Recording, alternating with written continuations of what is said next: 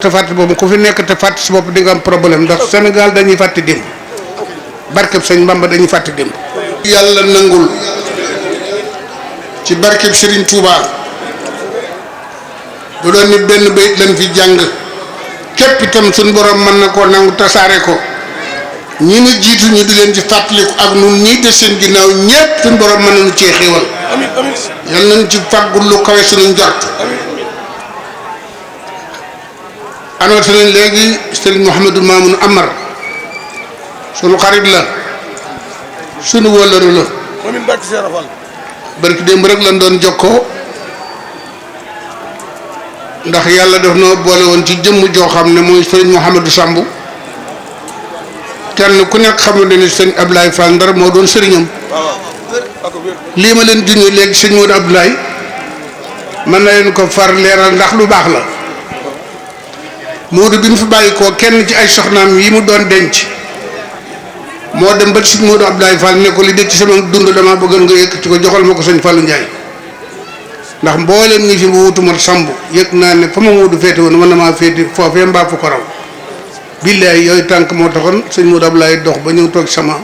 kaw lal loola kóllëre la te Serigne Modou Mamoun Amar mii ñu tudd noo daan daje ci jëmm joojee muy Serigne Modou Samb yàlla na ko yàlla dolli xéewal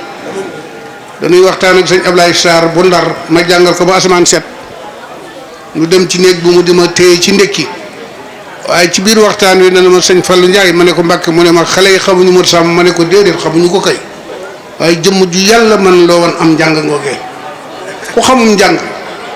fekke woon jàngi Modou Samb di nga xam ne Modou Samb moo mën a jàng te ndimbal nag la amoon ndax silmaka soo xam ne daawul gis ci sayir te xasida gu mu la jàngal nga defe ne gii la man waaw ci gàttal daal lool la Modou boo ko mos a fekk ci muxaddamaat ba yàlla dugal ko ca da nga naan muxaddamaat képp la man bu dee machiat nga ne moom dong la man ik fi nii nga ne moom dong la man raaya nga ne moom dong la man yal na ko yàlla teeru ci yërmandeem. Sénégal nag dañoo xamul démb loolu sëñ Cheikh Mbacke wax ne as gor wut te fàtte boobu ku fi nekk te fàtte si bopp di nga am problème ndax Sénégal dañuy fàtte démb barkeb sëñ Bamba dañuy fàtte démb te nag démb jërul fàtte waaw démb jërul fàtte nit ñu baax ñi fi nekkoon waaw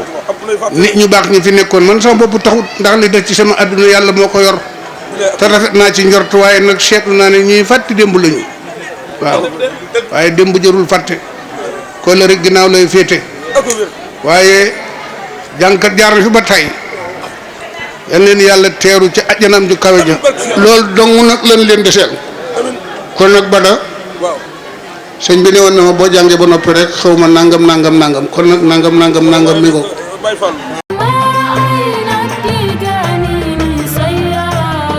bëgg publicité ngeen bëgg annonce avant première ngeen am cant bëgg mu siiw màggal jàppale ni Ndiaye Pro barab bii di barabu communication da ngeen si ànd ak Khadim Ndiaye bu ngeen amee lu ngeen di liggéeylu bu ngeen amee avisé communiqué bëgg ko jàllale bu ngeen amee publicité bu ngeen amee ngénte cant ngeen bëgg montage bu rafet boole kook filmé bu mucc ayib lépp lu ngeen def comme prestation jëm si wàllu audiovisuel contacte leen Khadim Ndiaye borom Ndiaye Pro mi ngi si route de Belel jàkkaarloog boulangerie Gaynde Fatma woote leen gaaw si 77 325 68 20 77 325 68 20 bu bëgg liggéey bu liggéey bu tegu ci temps am tali bi gaaw efficace contactel Khadim Ndiaye da ngay am la nga bëgg ci liggéey bu set wecc